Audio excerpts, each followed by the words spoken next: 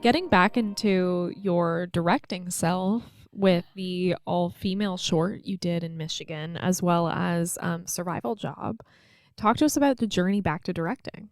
Yeah, so I had been interested, in it for sure. I think that again, when I went back to try my hand at playwriting, and then that turned into the master's, and part of that was I didn't do an MFA on purpose because I wanted to. I'm a 7 on the Enneagram. If anybody here knows Enneagram, Yeah. It's like I wanted to try all the things. So it was like before I committed, I wanted to understand what was really the difference between writing a play versus writing a pilot versus writing a YA novel, which is what my thesis is. And so doing that helped me reconnect with the vision of directing, and that was because understanding that like in maybe some people don't realize, but in theater the playwright is the final say. They're the ones who get to have the final say on casting, on all of that. In television and film, it is the director 100%. I actually think it's sad how much little credit the writers get. And so when I started thinking about when I was writing pilot, I realized I'm writing it from a perspective of a director, Right. and I realized how much I was passionate about having a say in that. And so when I was quarantined, part of the quarantine, I was with my best friend in Michigan, and her background was producing and wanted to also get into directing.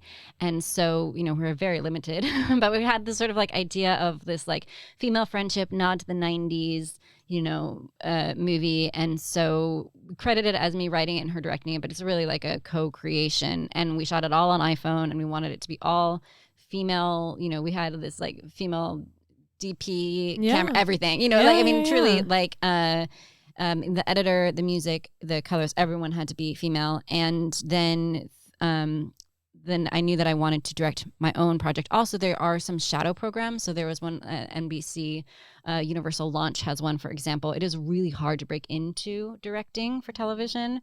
And so they offered these shadow programs. So you have to have something that you submit. Right. So I had this pilot that I had written. And so the short was intended to also be a proof of concept for the pilot. Okay. And so that became my first solo directing narrative short. Okay. Yeah. Okay.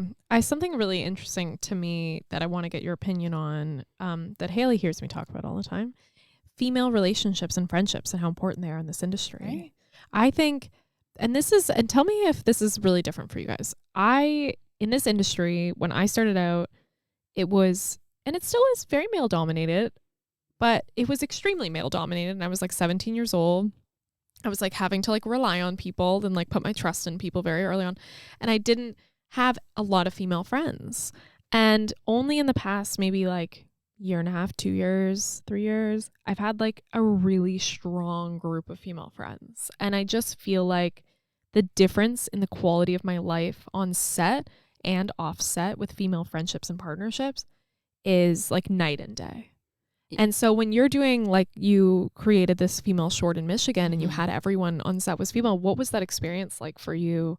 And how do you feel about the female relationship element within the industry?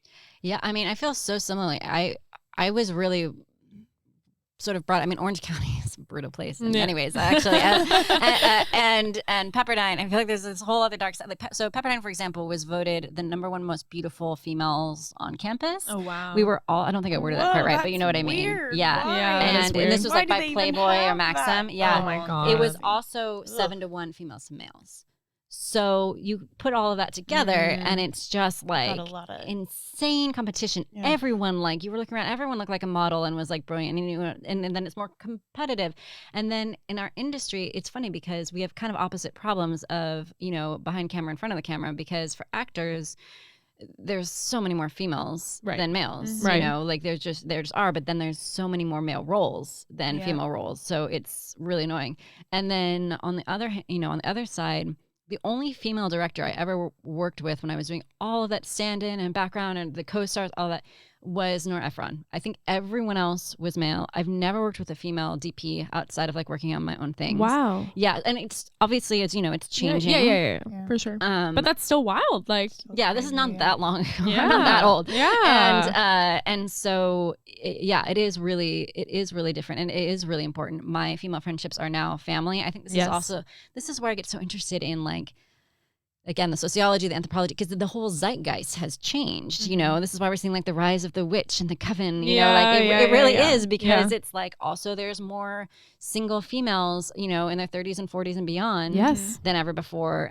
There's more. And we're all so interesting. We're all so interesting. Yeah, we are. So many of us are single. So many don't have kids. Like this whole, not that you can't be interesting in this thing, but it's the first, if you think about it, it's the first time that this has happened. So it's more like the world is like, what do we do? What do we do with all these women? What are we gonna do with all these ladies? Yes. And so, and then you've also then got trans. So then you've got like all of these different things kind of combining at one time. And so, I think I'm so glad to see that it is being prioritized. I think it's interesting. It's like, if we want to say the women issue and the racial issue are happening kind of at the same time, which is such a bullshit. There's room for everyone. Yeah. But it's like, I will literally hear conversations with, it's like they're checking off boxes and being like, well, we don't need a woman for that because we've already got to this. It's like, seriously, guys? I know. So that part is, and I say that knowing like we're three white women, sitting here. It's just like, I'm hoping that we're getting to this era where it's like, we are, rising tide raises all boats. Like, and so I think that it is so different. I mean, it's so fascinating too, because women, there's this is again generalizing, but are just there's so many skills that a director needs, for example, that actually women are fantastic at. Yeah. Because again, there's a lot of emotional intelligence. And yes, you could argue, okay, well, but there's this example and this example and this example of like very famous male directors who didn't do that. But that era is waning. Like, it's disappearing. People don't want to work in these crazy environments. We're also seeing that a lot of crews are starting to want to work towards more of what's called French hours, instead of these insane hours, because it's people who care about being home with their families, for example. Having a life outside, diversifying outside of the sun. Yeah. So I think that like, it's not one issue. It's all of these different issues that are kind of coming to play at the same time, and then that affects what kind of stories are being told, and all of that. It's still, my understanding is that the sort of like decision makers, it's still pretty white male dominated, and so there still are these other kind of trickle down effects, but it's definitely changing. And you feel it on the set for sure. I was at a Panavision event. Shout out to Panavision. I was at a Panavision event with the ICFC, the International Collective of Female plus Cinematographers, and it was like a special optics event. And the presentation at the beginning, they were going through the biology of our eye. Is that correct? Yeah, the biology of our eye. The building blocks of our eyes, and how we see color and light and the spectrum there. And Guy McVickers, who is a specialty like lens dude, that's your title now, Guy, at Panavision. He's like one of the gurus. He was saying that naturally, women have more cones in their eyes than men, so we can percept differences in color. And that even comes down to when he's doing lens tests with female DPs, because they will notice characteristics on skin tone that male DPs don't. So he'll be in tests and he'll have, maybe like 6 tests that day, and he has various DPs and they're testing out Panavision lenses. And, some of the vintage lenses have more of like a green tint to them.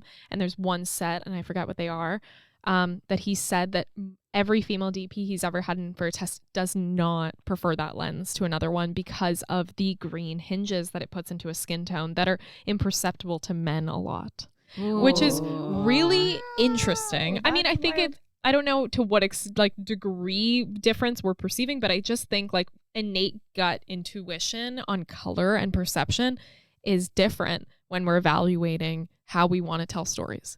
Yeah, well, and even if you look at like the fact that we have to deal with a menstrual cycle, like honest, like truly, the amount of like adjustments that we have to do every month in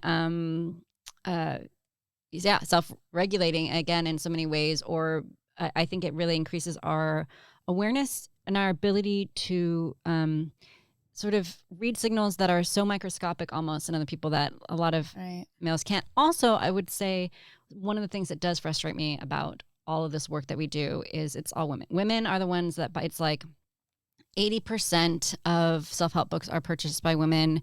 You go into a yoga class, it's women. You do anything that's about like bettering yourself or better humanity, and it is majority women.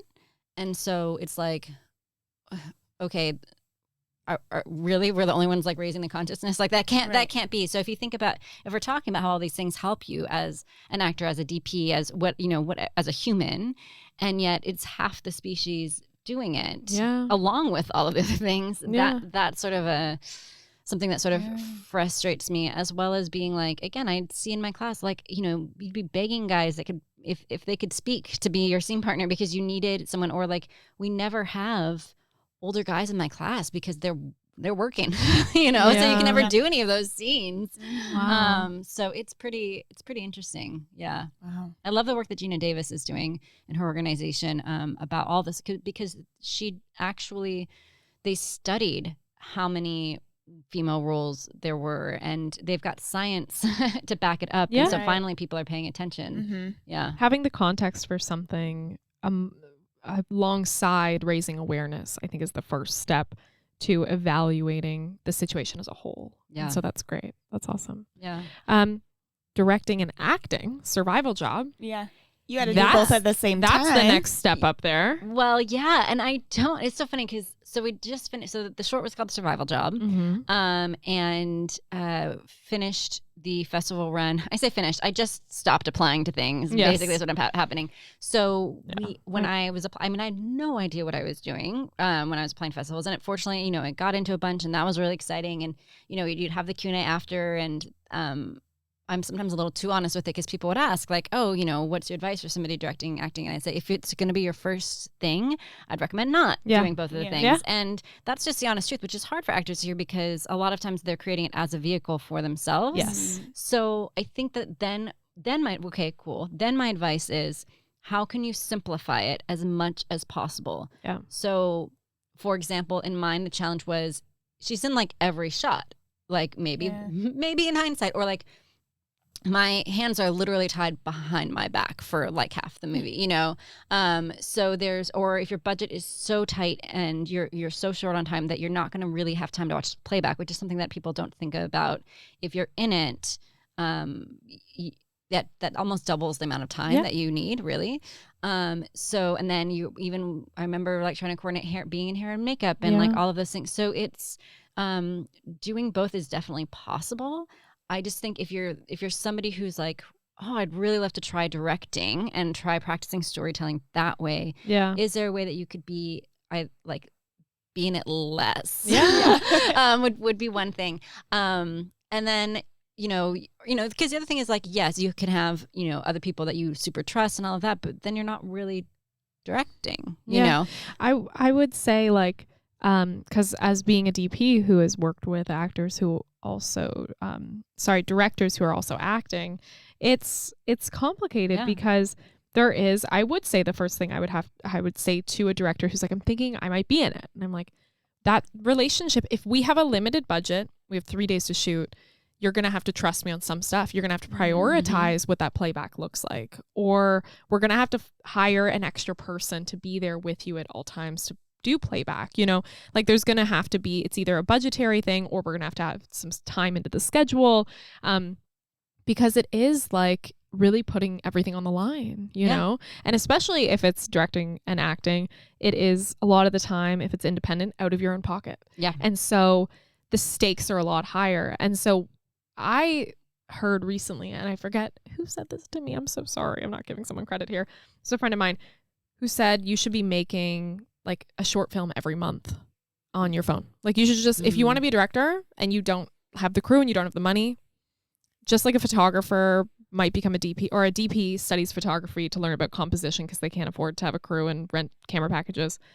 That directors who want to direct more but don't have the people yet should start making them on their iPhones or just like a phone. Just 100%. So you can understand composition. You can understand how shots edit together. You can understand all the parts of the script and how vulnerable you have to be with your material so that when you're ready to let go of it, you're in a pretty good place. 100%. Yeah. I love that that's something that you guys are building really for people, because that didn't exist. I mean, I taught myself a lot about it from master classes, like literally like that master class, masterclass.com.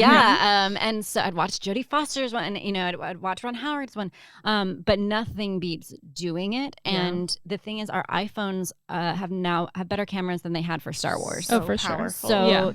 So there's really no excuse. And then they have like the gimbals, like that you can attach. Just like a little Ronin handycam vibe. Yeah. And so, and again, it depends. This is where it comes down to purpose. And I think ego comes into this so much. And I fully understand this. Like, I own that, like, so much of like the struggle that I look back at, of it. And like my least favorite part about my short is my acting. Like, there's so much ego involved. And I think that because I'm like, well, and then what am I making next? Because like, you're only as good as, whatever project you're working on next. And it's like, it's so easy to get overwhelmed because it was so much work. I mean, for that one, for example, we knew we were under a really specific time crunch because we were losing the apartment in New York, because the people that had left for the pandemic were coming back, blah, blah, blah. So it was a very New York focused short. So everything happened very quickly. So I actually took out extra student loans. My goodness. And then did a Kickstarter after that, or sorry, Seed and Spark after that. But that's very nerve wracking. I didn't have, if it was a big gamble. Yeah. So it just made me it just adds all the tension and things that don't need to be there. Because if you're, why have that be your first thing? Truly, I think that is where a lot of the ego comes in. Like, oh, the festival, like, yes, it was great doing the festivals, but like, my life is really not actually different, And like, I'm sorry, budget out for those festivals, oh people. My gosh. Like, that is the biggest part of your budget. If you are submitting on Film Freeway and you want to submit to 70 festivals, be prepared to have thousands of dollars for those entry fees. Not to mention traveling, and all of that. So I think that that was definitely not part of that. That was definitely just me and my credit card. Yes. So I think that there's so much. I love that advice of, and also doesn't have to be a whole short. It doesn't have to be a whole movie. It can be a scene. Yes, you can really do a lot. And actually, even for a lot of these shadow programs, you can submit a scene. Oh, fun. Yeah, because they're trying, what they want is, do you know your own voice? Yeah. As a director, that's so important. Yeah. And so you're not going to get that from working on one short every few years. Yeah. You're going to get it from the repetition. And then the same thing with the acting. Again, like, it all comes back to that idea of like, is it a craft for you? Is it something that you feel so deeply committed to consistently and constantly learning about? I think the idea of doing scenes is great, because even if you look at how we're marketing ourselves, which is now social media a lot of the time, it's, if you're able to put out a scene a week or a scene every 2 weeks onto your Instagram or a TikTok or a YouTube, just showing, and even maybe pairing that the next week with a breakdown of how you did it, it's like, I think there's a lot of vulnerability and respect in that. And I think that puts you further in building a community of people who want to collaborate with you. Definitely. Well, and even like, this is such a random thing, but like, if you know how to make TikTok videos, you can make some serious bank. Like, there is like, again, this did not exist. You only were a waiter. That was all you could do before. Now, if I was somebody in the industry, particularly somebody who was interested in also directing, that's a great way to, I mean, it's not that I'm like the biggest fan. I don't even have TikTok. But the point being, like, there are so many different ways now to tell stories and to tell them, quickly. Yes. And in that medium, my understanding is very much that it's also like, it wants to look real. Like, it's, you know what I'm saying? So, because audiences are smart now and they can really tell the difference. And so, however it is that you practice, I mean, it's so hard because we would be told that as actors all the time to practice self-tapes. Yeah, interesting. Somehow it just felt so hard. It felt like, actors don't like, somebody don't like. Well, you're only practicing the audition. Yeah. You're only practicing the part where you feel stressed and desperate and, oh my God, I need this. And you don't have the whole story. Like, you don't have the context in order to make those creative decisions for yourself. Mm-hmm. That's, I'm so glad you said that. Yeah. Because my thing is always that I'm like, please give me Chekhov or Ibsen. I would 1000% rather do an audition for that than do one for a pilot, because no, I mean, give me the pilots, please. Yes. Yeah. But and actually worse than like a co-star, because you're given no context. And I can't help it, but I'm looking at it through the perspective of, okay, well, what is the writer trying to accomplish here? Yes. You know, and so when you don't have that information, it's really, really hard, especially if it's something new, you know. But that's where the more you actually are creating things, the faster I think you get at picking up sides and understanding the world that it's in. Yeah. Yeah. It's like the muscle memory Yeah. for memorization. Of story. And Yeah. memorization, Yeah. Even Wow. you understand, like, I mean, one of the biggest things that I like harp on people about is like, if you can learn the basics of Shakespeare, you can book commercials. Actually, my first commercial I booked, I remember I was like, I'm going to just break this down like I would if it was a Shakespeare soliloquy. And I booked it. And it was 100% because what I was doing was I was focusing on, I teach these 6 Ps of learning Shakespeare. Cool. It's like my how to hack learning Shakespeare. And, you know, one of them is punctuation. And because Shakespeare really directed from the page, they didn't have directors back then, you know, so it was like, that was his way of being like, to the actor, do what I want. And so the punctuation is very important, which is why which version you're using is very important, et cetera, et cetera. So you start to look at commas different and semicolons different and dashes different. Beautiful. And so, yeah, it's really cool to see that in the scripts. It'll help you figure out pacing. Another P really fast. I imagine like your voice work is really interesting when looking at punctuation as well, and like how you're choosing to transition between like sentences and stuff. Like I think that would be a really cool study. Well, also That's that's part of why we love British actors so much, because they will they naturally, their inflection goes up at the end of the sentences more. The sort of energy. Americans go down. So we'll be talking about so whether, even if it's a question, however, you know, whatever it is, versus the Brits and Aussies have a more naturally pleasing to the ear. Survival job. Cinematography, getting into the technical of it. What was your experience like on set for Survival Job? Yeah, so I was really lucky. I mean, I interviewed, I don't know, maybe a dozen DPs actually. And that was interesting because it was pandemic. It actually ended up being a few weeks before everyone could get the vaccine. It was like kind of that middle ground. So there were DPs that were available and that often aren't. So one of the things that's helpful to know is that a lot of the camera operators on major TV shows are wanting to build their own, their own portfolio. And so they will often be, because a lot of them want to be DPs. And so that was the case. His name was John Fitzpatrick. That was my DP. And then he brought on this awesome Steadicam operator, Ben, who was, again, looking to sort of build his, I mean, all these people were paid, but like, you know, needing to understand, I think a lot of actors don't understand what the day rates and stuff are of these people. And he had all the equipment. That was another big thing. And then he had a gaffer that he always worked with, and the gaffer's girlfriend was the focus puller and second camera, and she was amazing. So I also tend to really prefer people that, you know, there's some sort of personal connection there, just because I agree. Each person is so important. If somebody flakes, oh my gosh, whether it was an actor or, you know, crafty, like anything really affects the whole shoot. And so even though this isn't the budget of, you know, real movies, quote unquote, for me, it was a huge gamble. And so, so it was really fortunate there. And also, he was really excited because he saw how excited I was about nerding out in the prep. So it was like, it was really clear. I had, like, you know, spent so many hours prepping mood boards and lighting boards, and to get really specific to the point of like, I was like, okay, I feel like in this scene, the baddie, his character's literally the baddie, I want like a red lighting behind him on my character. I want this like green lighting, but like not on the face. I want like golden light on their faces. And a lot of that came from watching TV shows and movies and realizing, holy crap, whenever it's a sort of like spy thriller thing, it's this coloring. And because it's a short and you have such a short time literally to tell the story, that's where understanding the rules can help. And then, you know, if you're making a film, or, you know, some people are able to do this in shorts, but you can break the rules. But just things like that. Or like, I stole this shot from Jurassic Park of, you know, there's this scene where like, because I had this vision of like, oh, because there's this like twist, and I wanted you to not realize quite who's carrying the suitcase in the end. And so I just pictured this like panning up, like you're starting on the suitcase and you're and so I had this shot in there, and all you could see was the suitcase in the hand. But the DP, when he saw it, he was like, oh, did you just put Jurassic Park in here? I was like, yeah, I did. Yes. He was like, I love it. I'm like, okay.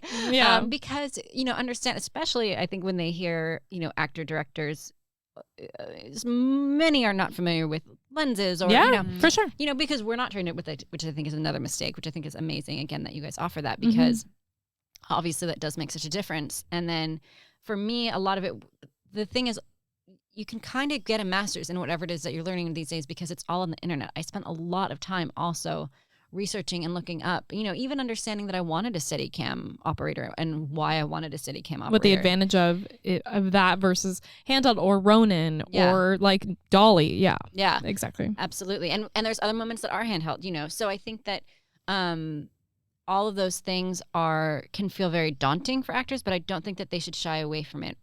By any means. And it doesn't mean you have to become an expert in it. I mean, that's why DPs are DPs. Like, that was something that I learned from being on the set with Sam Mendes as the director and Roger Deakins as the DP. Sam, not that Sam doesn't know about lenses per se, but he's known as like an actor's director. He's really focused on that. And Roger is like, amazing DP, and he's, they each are fighting for what they want for that. And then that's really cool because then you get to see two sort of masterminds come together. Then there's also people who are brilliant, directors who, both. Can do both. But it's knowing yourself and knowing what you're interested in as well. And then, how much you are like totally delegating. I would just say like, have some awareness. It almost feels disrespectful for me if the director knows nothing about the DP's language, right? Well, it just doesn't feel like it's like simpatico. I don't like it. Just doesn't feel fluid. How can you communicate if you don't understand anything about it? Especially based off of like, as a director, or actor director, writer director, whatever it is, you need to figure out what your directing style is and how technical that style is. Yeah. Because the one thing you should be communicating to your actors, because I see this all the time, is if your actors don't know that you are very precise about framing, they don't know that when they're prepping, they're not going to have a lot of room to play in the scene. Yes. Versus where there are directors who more want like an improv style and like a hybrid between the two, where it's like this movement's going to be happening. Like I was just watching last night, Tar, Lydia. Is it Lydia Tar? Is it Tar? I don't know. It's Tar. It is good. Okay, because someone corrected me and I was like, I think it's Tar. And then I was like, am I doubting my whole self? Anyway, so I was watching that last night. Beautiful, beautiful film. Definitely Cate Blanchett's show. Amazing. But extremely long takes, oneers that are 10 minutes long, moving masters, insanely difficult as a DP to get stuff like that and prioritize performance.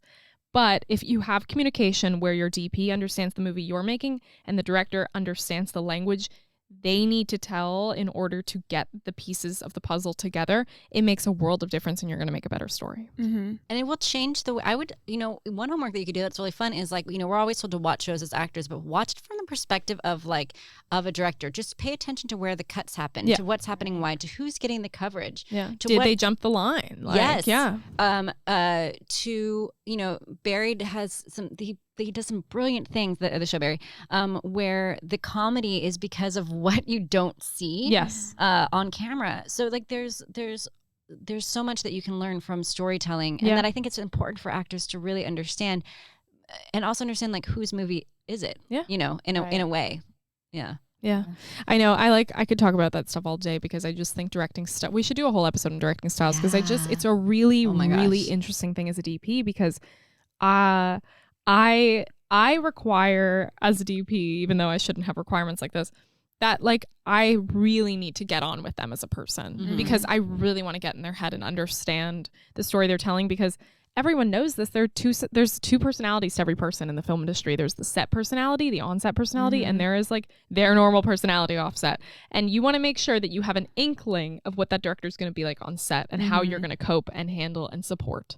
And the ratios of how much each department weighs in their head is like a huge thing, because it's like if they have a background in photography, you can kind of count that lighting's going to be a huge part Yep. of their visual style. If they have a background in editing, they're going to care about coverage and how, when they're cutting, and is it on a blink? Is it on an eyeline change? Are they going to jump the line? Like all of the things and the components of how you're going to break it down. And so as an actor, the first thing you should be doing all the time, so just like start doing it right now after I say this, is like Monica said, analyze things, but also when you get sides, think about how you would want to tell that story and how different it could be told. Yeah. You know, like the different possible ways, the different possible vibes of like the lighting, the different possible angles. Like, Look look at who's directing. I was going to say, look at the director's first work. thing I do. Yeah.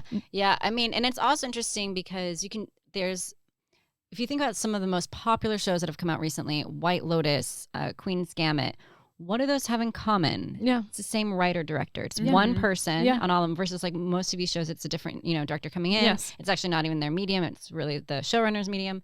All of that matters. And it was funny because you brought up the editor, and I was thinking about that too. The editor is so important. Yes. They talk about there being like 3 movies. There's like the one that you have in pre-production, the one that you make, and then the one that comes out in post. Yes. And it's so true. We got so lucky. This guy Luis is awesome. And but so much of it's because the ideas, yes, but also his personality, was like up for anything. I also honestly worried about sort of the female-male dynamic. Is he going to be okay with taking direction from, this sort of newbie female director? And it was like awesome. So I think that if you're starting out and you're trying to be like, okay, well, this feels overwhelming. There's so many crew positions to think about. Your DP and your editor, I would say, I don't know, I'd love to hear what you think. Yeah. All of them, everyone matters. It's not that they're more important, but those are the ones that you're going to be working with the most and collaborating with the most. I think there just needs to be more prep happening because as a cinematographer, prep is my favorite part of the process. It should be the favorite part of every DP's process because it saves your ass on set. And it gives you the time to get in someone's head. But for actors, I think there is prep to be done. There are material. I told Haley, like I think it's probably one in our first episodes, that there will be a shot list already when you're cast. There will be mood boards. There will be, and so it depends on the kind of relationship you want to have with your director and with the crew. Because if you can get more insight and you're not weighed down on set because you've prepped beforehand and understand what you're walking into, like in a shot list, you can look and say, why does that scene only have one shot? Was I prepared for this oneer? What is that? So I'm going to be coming to set knowing that the progression is going to have to be there for that whole take, and you're not going to have time, And the call sheet, you could do a whole class on how to read a call sheet because as an actor, we've been talking about that. Yeah. That's funny. That was another thing I learned about from being a stand-in. I will say, because it saved me. I mean, I remember I did an episode of FBI last year, maybe before. Time isn't real. I think it was last year. Yeah. It's this like really dramatic scene. I have a child who's died, and I'm getting the news, talking to the 2 leads. It's just us, and but when I got there and I saw the call sheet, I saw the call sheet and I saw all the scenes that were happening that day, I was like, holy crap, this is not going to be a keep going for the performance. This is like 2 takes, maybe. Yes. They're going to do a wide. Yep. They're going to do medium. They're going to do a close. They might combine the 2. Yeah. And you're done. And that's exactly what happened. I was in makeup and hair when they called me to set, which I think is also very jarring I think Alex actually mentioned this on your podcast. She did. That's really jarring. You're like, oh my gosh, my hair is in curlers. I've gotten a makeup and now I'm meeting. That's the first time you're meeting, especially now with booking off self-tapes. It's the first time you're meeting the director. If you don't know what the AD, I mean, I can only imagine how overwhelming it is for people that have just never been on set. Yeah. And that's what we're always trying to oh my God, we have so many ideas because we're like, there's so many places to target to get people in a confident place when they walk onto set. But it's just like a really fun thing to begin to dive into all the time about like how much really goes into stuff. Like, and in addition to like oneers, like that's a given. But what about if it's like the director wants to tell this entire scene in inserts or extreme close-ups? Like there's a whole, I would imagine, I'm not an actor, I would imagine that there's a whole different way of how you're preparing for that next day based off of understanding the style of the film you are telling. Absolutely. Yeah. If you understand the style, then you can prepare for the next day. You're not just like, hopefully that's wash being my communicated, face, make you know? sure I'm camera ready. You hope, but things change, you know, and that's the great thing about being on the other side too, is you get it. Yes. You know, you suddenly understand like, oh, they're not trying to be mean by making these script changes. It's like, it serves the story better. Or like, I did the Noel Diary. It came out last year as a Christmas movie, on Netflix. And, you know, my character, it's like, she's talked about the whole Louise Turner. It's like the mom of the lead. It's like the premise of the whole show. I'm in it for 2 seconds. Like my parents couldn't even find me in it. Like, and it had nothing to do. It has nothing to do with me, you know, and I kind of had a feeling because a lot of it's improvised. That's always dangerous, you know. And I was like, oh, they're just kind of needing this. So I think that, you know, there's the more you can understand about it, you know, the better. Also, I would say, I loved you had advice that you gave on the episode with Alex where it was like, if you know what lens they're shooting with, you know what they're doing. Because when I did the FBI one, I knew we were going to, you know, we're going to start with the wide. And then I thought that they were doing the medium and the close-up at the same time. So like tears streaming. I'm like giving it my all. Save that energy. And then they were like, cut. Okay, we're going to do close-up. And I even said, I verbally was like, oh, I thought that was the close-up. Yeah. And then the anxiety that's going up at that point, because it's like, I thought that was my, like, you know, I know. I gave and you're like, can I do it again? Yeah. Did I expel all that energy? Like, how long can I reset for? Can I get a minute? Like, it's all of the things that I think will also make it more fun for actors to get onto set having the context. Yeah. Because that's what I enjoy. That's why I enjoy prep so much. So when sets should feel like you're telling the same story as everybody else that has been hired to shoot it. It's the director's story, and we are all there to support that vision. And if we are all on the same page, it's going to be pretty good. Yeah, absolutely. That's really fun. I love our little deep dives. Yeah. I wanted to go into some like bullet points about like topics in your life that we should explore here. Importance of curiosity. Oh, to me, I was trying to think of like, what do I think makes a great actor, or ones that I'm interested in, or the kind I want to be? Yeah. Or storyteller in general. And it really does come down, I think, to curiosity. I think that's, I don't know, it's just such an innate human thing, but it also is the difference between when you're watching good acting and bad acting. I was like trying to think, you know when it's false. It's hard to dictate how to make it true. Right. And so the sort of whatever your methodology is of learning acting, you know, of learning storytelling, of learning any of the, you know, writing, directing, whatever, I think it's rooted in curiosity, and really wonder about the world, and really posing something that you were truly wrestling with. Yeah. You know, a question that you were really wrestling with, and you bring that to the table. Like whenever you hear like, write something that you know, write what you know, whatever. Yeah. Some of that doesn't really help.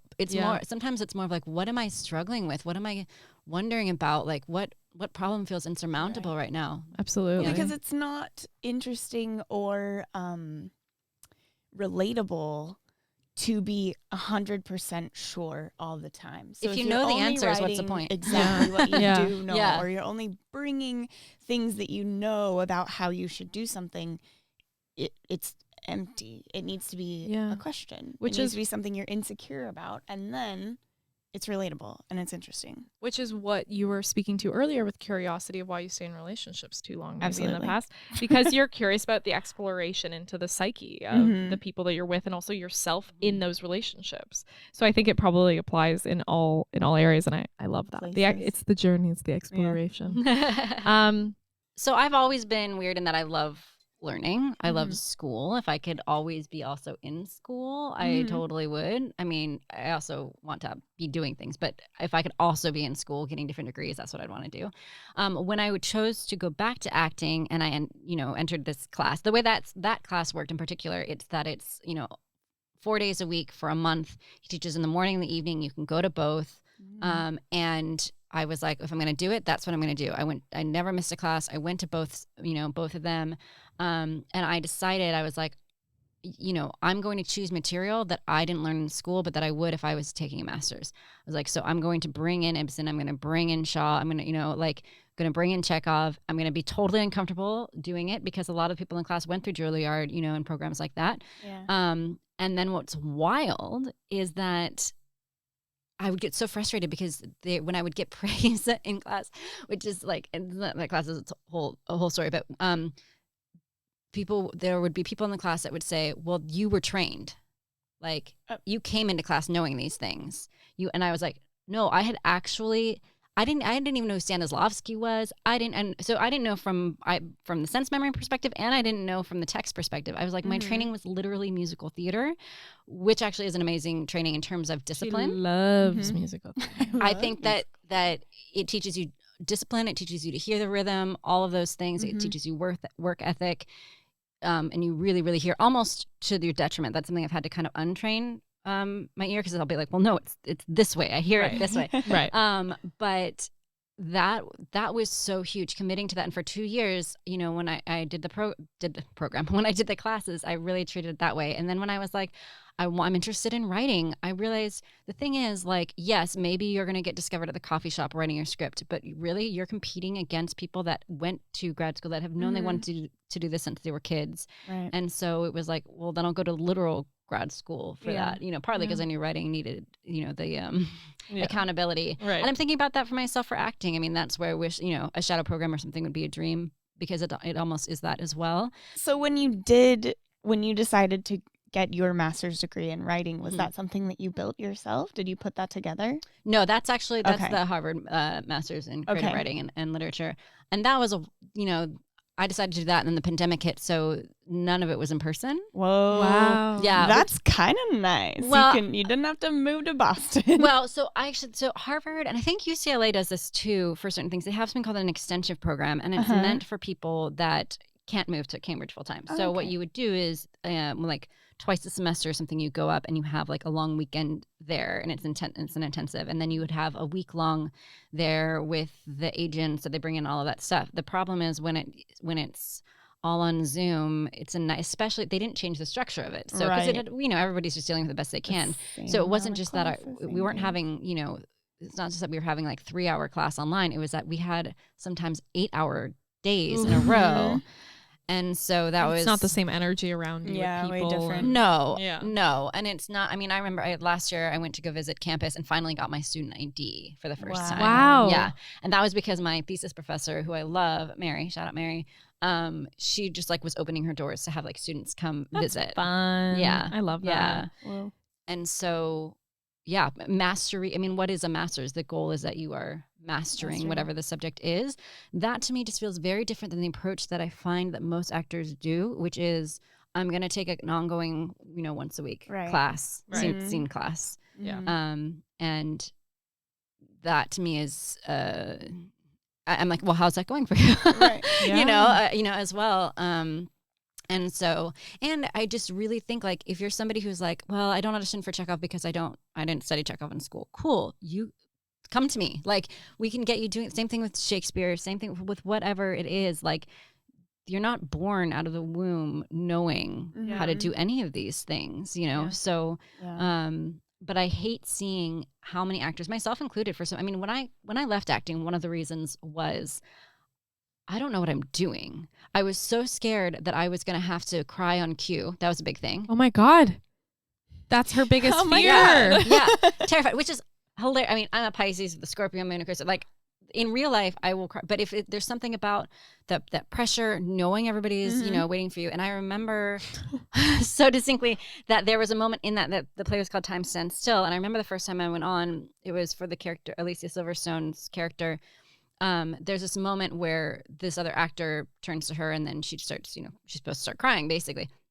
And I was like, what am I going to, I had no time. It's a long story, but when I found out I was going on, so there wasn't even time to stress about it at that point. You're just doing it. Hope it happens. And what I realized that I didn't know from sitting watching the rehearsals was what I couldn't see was the other actor's face when he delivers a line, because he turns to her and says it. And when that happened in real life with other things, going on, and just the real terror of being, on stage, the floodgates just opened. And that was my first, that's a different kind of sensory, but it was really like, that wasn't like imagining something from 70 years ago in the past, but it was, I don't know, it was the first time that I really saw like you're human. And so if somebody's going to give you that look and say that thing to you, you know, and you're really present, like that'll happen. Holy shit. And that's what I think is really hard on set. To me, theater is a totally different beast that in that respect than, especially than self tapes are so hard. Yeah. Your career is journeying in to becoming, well, you currently are, and coach. Correct? Yeah. Well, so it's so funny because I coached, like I said, during the pandemic, I was doing that. And it's always been also like word of mouth too. Right. It sort of started spreading that like, oh, if you don't know anything about Shakespeare, go to her. Because it's good to find a niche that you're known for. Yeah. Cool. That's one of them. And especially like high school students, I'm, applying for colleges and stuff. That's been fun, but also professionals who are wanting to pivot and kind of like it's so funny. They're like, so like kind of closetty about it or something, like I never actually learned this. Yeah. So that's one of the options. And then I get asked a lot of times about like being somebody who helps with birth somebody's creative idea. Right. Because they'll be like, how did you just start that thing or do that thing or you know, whatever. And so I also work with people in that way. I had a course that I taught that I'll probably bring back a workshop version of called Perform and Pivot. Okay. And the idea was using the skills that you learn as a performer to whatever other hyphenated kind of career you wanted to do as well. And that was because that was also like I had the background in entrepreneurship, and there's a lot of things that people are, there's a lot of snake oil, is that right? Snake oil salesmanship in that field, like there is in the acting field. Right. And so, making it clear, like it's not actually that easy to just like start your own business, but here's some options and here's some things to consider. I think what I'll be bringing back is actually more of, instead of it being like you're an entrepreneur and an actor, it's more of like hyphenated if you want to be like an actor, writer, an actor, director. Nice. Whatever it is. And how to diversify. Yeah. How to be a hyphenate. Yeah. And you believe actors are entrepreneurs. I do because if you think about it, you're in charge of your own research, you're in charge of your own budgeting, you're in charge of your time. I mean, that's just such a huge part of it. You're in charge of your own marketing, your own branding, websites if you're doing that, community building, reach out, all of those things that entrepreneurs do, that can be really, really hard. And again, there's so much advice out there and things change. There was a while where it was like, there was this real obsession with every actors having a website, and then it turned into, oh yeah. And, which again, if you're looking at that, like tech skills are not often hand in hand with actors, can change. Like some people it just happens to be, but it's certainly not something you're trained in. Right. And it's also really tricky because when you're marketing yourself as an actor, it's hard to do it without feeling like, here's a big photo of me, like how you'd have like the old like used carsman, like I don't know, or like the headshot after headshot after Instagram. headshot. Like the number of times I've changed my website, I do feel like unless you are a hyphenate, you don't actually need one. Okay. Because it's actually better to send people to your IMDb, because actually people in the industry do look at your IMDb ranking. Yeah. So if you know that that's what you want to do, that's purely what you want to do, especially if you're a TV actor, then I would say direct people to that. If you're somebody who the websites are really there because it's what somebody is going to Google, if they're thinking about like, I don't know, not hiring you even, like, yes, they'll Google you to hire you as an actor, but it doesn't matter if a website for you comes up or not. And actually I would say, look at actors that have made it. They don't really have websites. They don't, no. Same with DPs. Yeah. DPs who are huge DPs do not have websites. Exactly. Yeah. And so, but I would say I definitely looked at the website of the DP that I hired, for my short. Yeah. So it's kind of like that balance. And I remember actually being in an interview one time. This was before I was preparing myself, and I had my MonicaMcCarthy.net on my resume, and he was like, the audition was just like, the whole thing was just like not going well. But I remember him being like, so if I went to your website, what would I find? And I was like, photos, my resume, like nothing that you can't, especially now with Actors Access and these other tools, like all of that stuff's there. So if you're not adding to the equation, you're just adding to the noise, which can actually cause a problem. I was in during my travel days that I'm sad are behind me at the moment. For now. Back to I mean, we're going next month. I know. No, but like, I mean, like solo travel. I don't know. When I was in Nepal, I was in this shop one day and I become friends with the owner, and we had put like his place on Google Maps, and we were like working out his analytics for the shop so that tourists could find him. But there was an American producer that came in, and I was just getting into film, and we ended up having a conversation. And I remember she had her phone and she goes, "Oh, let me see your website." And I've never been put on the spot like that, like exactly like you're saying. And I sent her my website, and the length of time she spent on the website was fractions of a second. Like she just was like, click, click, click. Let me see like what else is here. Click, click, click. And I went home to my hostel that day and no shame. Yeah. And I got on Wi-Fi. And I changed my entire format of my website. And I was like, everything's displayed. There's no slideshow. There's no 2 seconds between. Everything, every arrow should be there. Usability is like number one. And if you're not going to have a website, which I agree with as for actors, if you don't have like something that stands out on there, the thing that you should be doing is Googling your name, seeing what comes up in the SEO search results, and take off anything that is irrelevant to how people should see you. Yeah. So if you've like set up a profile once on like Twitter that you don't use, but it's from high school and that's the first thing that comes up, that should be going. You should be deactivating that account. Be really careful because people are going to very quickly look up your name if they're interested in having a meeting with you. Right. And what they find won't determine if they're still going to have that meeting with you, but it determines the information you're putting out there. Yeah. And you want to make sure it's the crucial information that's going out immediately, because that's going to be the steps, the successful steps you have to take. Right. And so, for a lot of people, it's really hard. And I will put myself in that category too. It's because you're like, but it could be for this or for this, or like, you know, the live show philosophy podcast. I have the happier hour like that. So I have so many URLs too. Yeah. Like I've played with a lot of different modalities and how to, you know, navigate that. So I do think like, you know, having like for me, MonicaMcCarthy.net is sort of my umbrella site is how I see it. Yeah. But then really clearly delineating in there, you know, so that it's obvious to the person using it. Okay, well, if I'm coming to this because I'm interested in you as my teacher or coach, I'm doing this.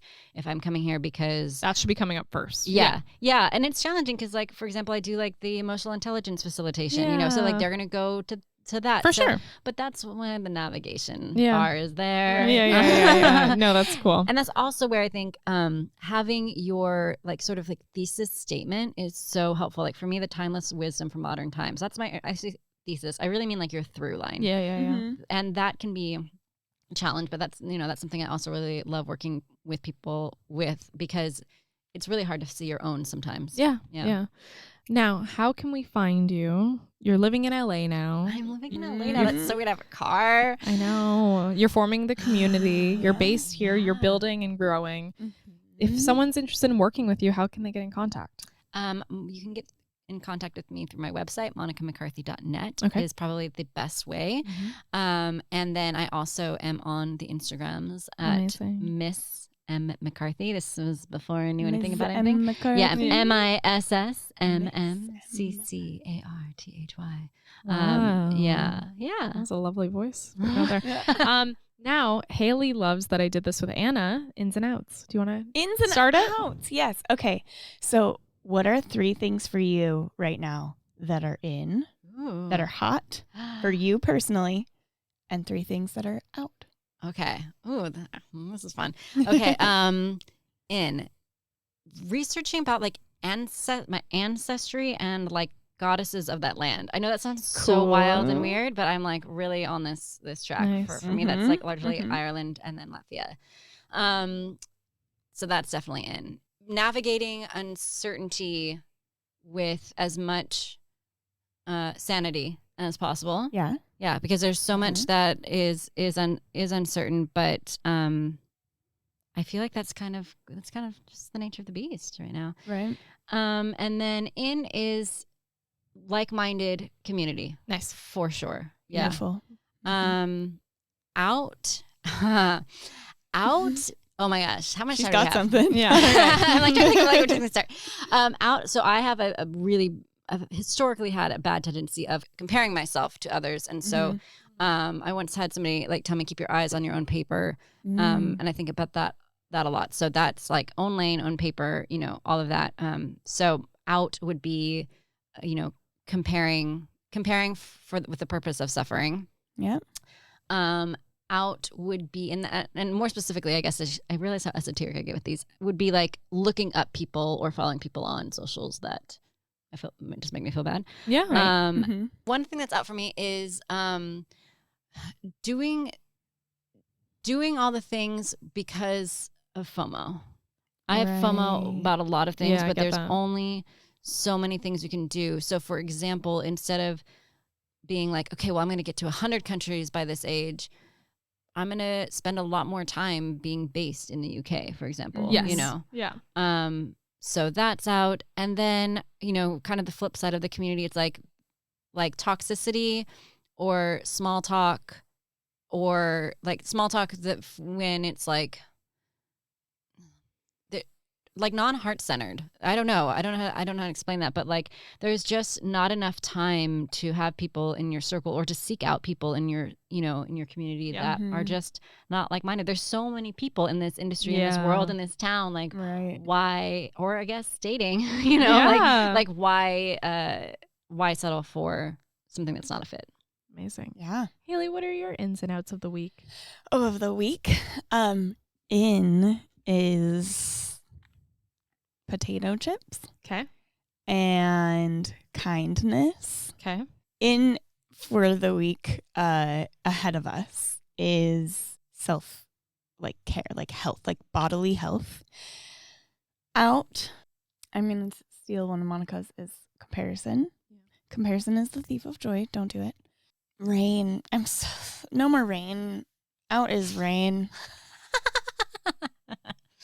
And out is being mean to people. I can't remember the word that I'm trying to think of, but it's being mean to people or making fun of people because they don't have things or the money that you have. I feel like that's been out for a long time, but it feels very 1988 to me. Very Reagan era. And yeah, and I feel like it's boring, and I feel like it's not creative. Like if there's someone who's bothering you and you need to say something mean or feel something mean about them, their money is a very boring and not creative place to go. So that's out. It's your shadow too, I think. Oh, it's big time my shadow. Yeah. I mean, in general, your is a plural for everybody. Yeah. I'm going to join in because I love doing these. In is enforcing boundaries, personal boundaries in all aspects of your life.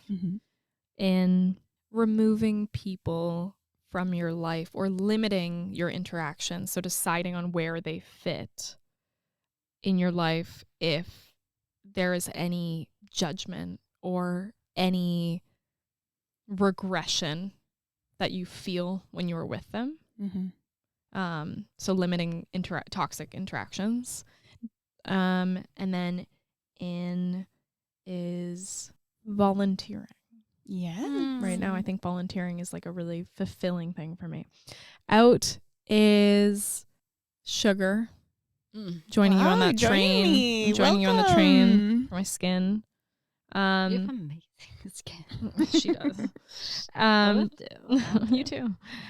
Out is overextending yourself with your social calendar. So like what you're saying with a FOMO, like prioritizing why you're going to things and why you might not have to be there. And out is making excuses for other people. Ooh, those are good ones. Can I say one thing that I find helps as a serial FOMO person? Yeah. Is that anything you say yes to is a no to something else. And so no matter what, you're actually limiting yourself. So if it's staying up late, you're saying no to sleep, you know. Yeah. So that helps me a lot with the time. You're not just saying yes to everything you are. Every yes is also a no. Yeah. That's good. You can decide which no is the more important one. Yes. Yeah. Thank you so much, Monica, for joining us. Oh gosh, thank you. Such a great episode. Incredible episode. You can check out Monica. We'll list everything below that was referenced in our timestamps. You will also be seeing Monica at future events of ours for community building. She's going to be facilitating some of the networking sessions, just making sure that you are building that community, the most authentic community that can be built, and really making the most of your time at our events, which we love to share with you all. Yeah. So look forward to meeting you all in person. Thanks, everybody, and we'll see you next time. Thanks for coming. Thank you so much. Bye. Bye.